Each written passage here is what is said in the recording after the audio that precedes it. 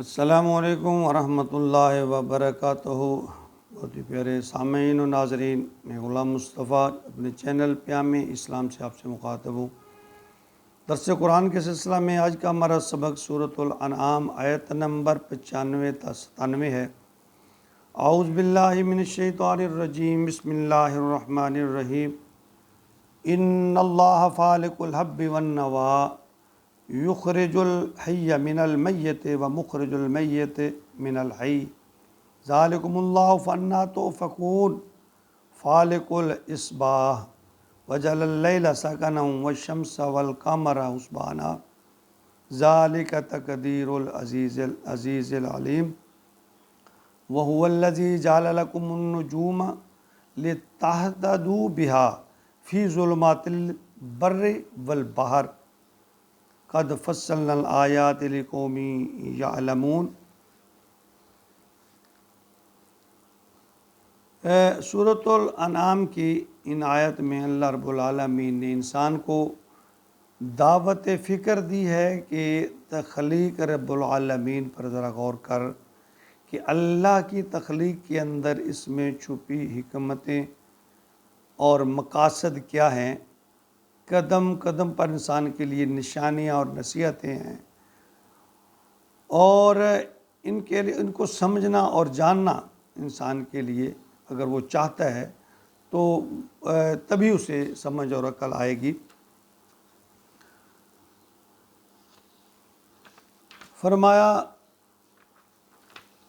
ان اللہ فالق الحب والنوى، ان اللہ بے شک فالق الحب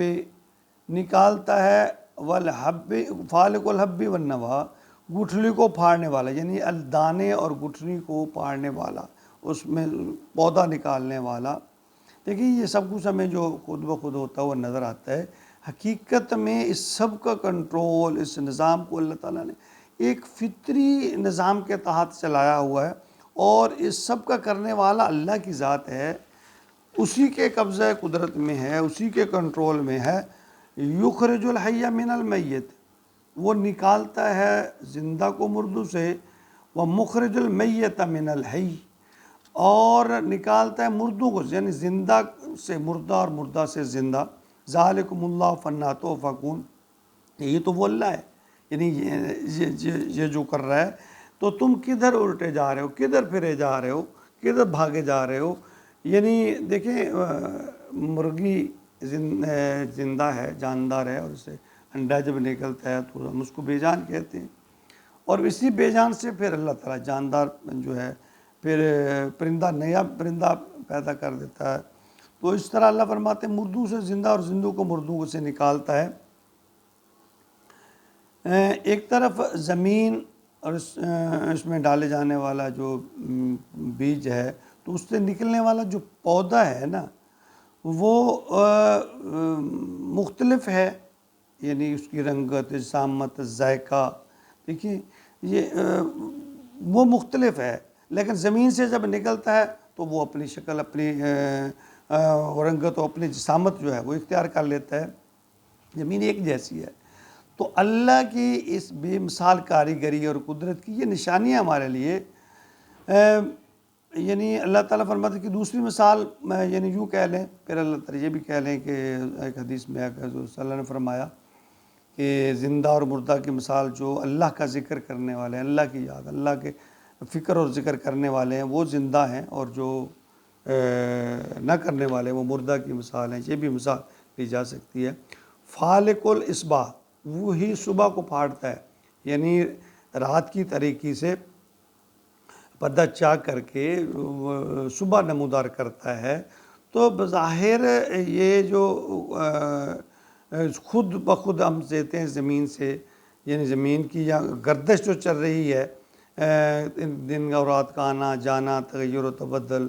تو یہ سب چیزیں ہم ایک قانون کے تحت اللہ تعالیٰ چلا رہے ہیں۔ وَجَعَلَ اللَّيْلَ سَكَنًا وَالشَّمْسَ وَالْقَمَرَ حُسْبَانًا، اس نے بنا دیا رات کو سکون کا وقت اور سورج اور چاند حساب کتاب کے لیے۔ ذالک یعنی اس کو ہم دن، مہینے اور سال، جب ہم سورج کی گنتی کا حساب، یہ دن رات کا حساب کر کے اس سے نکلتے ہیں، ذالک تقدیر العزیز العلیم، یہ اندازے مقرر کیا ہوا ہے، اندازہ مقرر کیا ہوا اس ہستی نے جو زبردست ہے اور سب کچھ جاننے والا ہے۔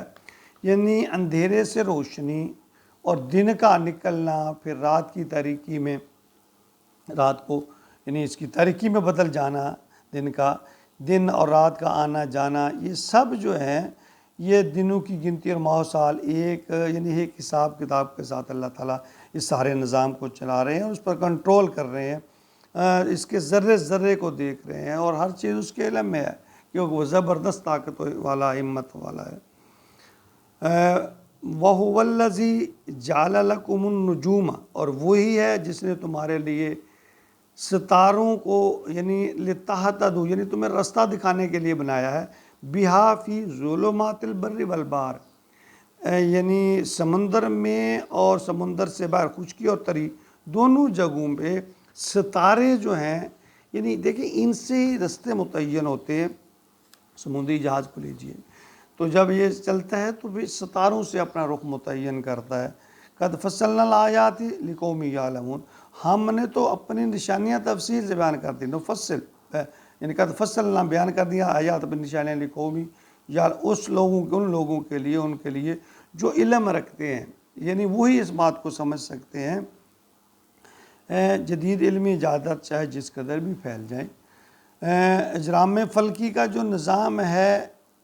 اس میں سمتیں اور راستوں کا تعین کرنا